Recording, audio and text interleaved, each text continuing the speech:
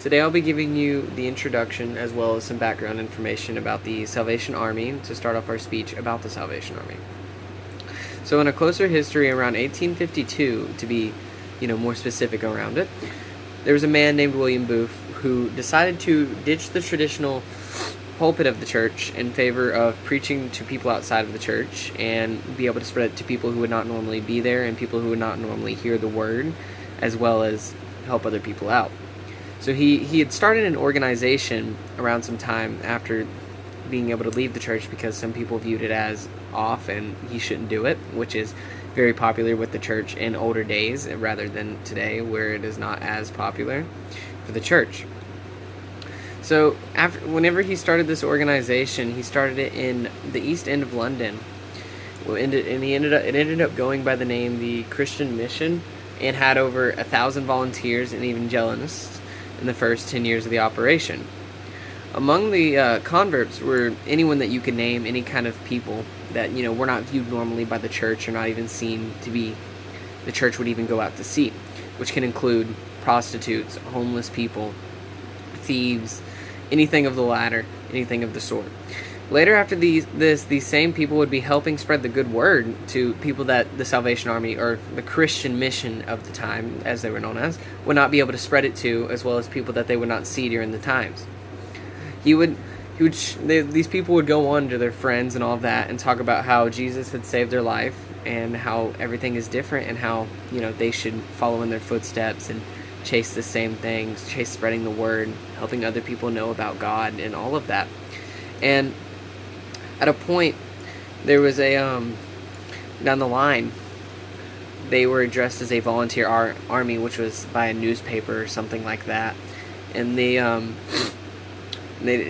William Booth himself decided that he didn't want to go by a volunteer army. They wanted to go by he marked out the word volunteer and wrote in salvation instead. So he wanted them to go by Salvation Army, which is what the name is today and how they're still known, as well as how the name has gone very popular. Just about everyone can say that, or everyone knows the name around here as well. And to begin with, they started a movement in the British Islands to help spread it in a time during persecution and violence against Christians was rather popular, which is also seen a lot during the old days, as well as a lot of hate during Christianity in older days of America, older days of every nation out there. And overall, the converts in the British Islands were over 250,000 people, which is, for reference, half the population of Wyoming, which is quite a lot of people. So with their message spreading rapidly like this, they kept on recruiting more people, and these people decided that they would go on like mission trips to other countries and be able to spread it. It ended up reaching places like America, which isn't very surprising. America, Canada, very popular with everything. Mexico, very popular. But it also reached Switzerland as well as India, which surprised me a little bit whenever I looked at it. Excuse me. Today their group is almost everywhere, being in 133 different countries, which is quite a lot.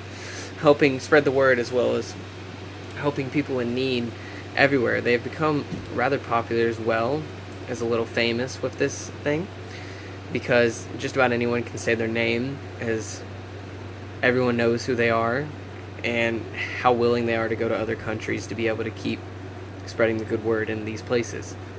And in each of these countries, the Army has developed many ways to help individuals and continue to try and develop new ways. A lot of their help to other people come from volunteer work, and they're always in need of volunteer help, which is very appreciated.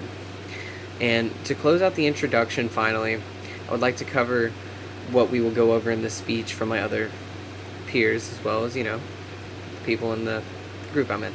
So we will show you why we need to change what is happening now and go into some more detail about how we can change this. This need will be covered by Luke, and our satisfaction to the need will be ended up covered by Noel. And we'll also show you a hypothetical world where the Salvation Army is here to help versus a world where they are not here to help, which will be covered by Riley in the speech.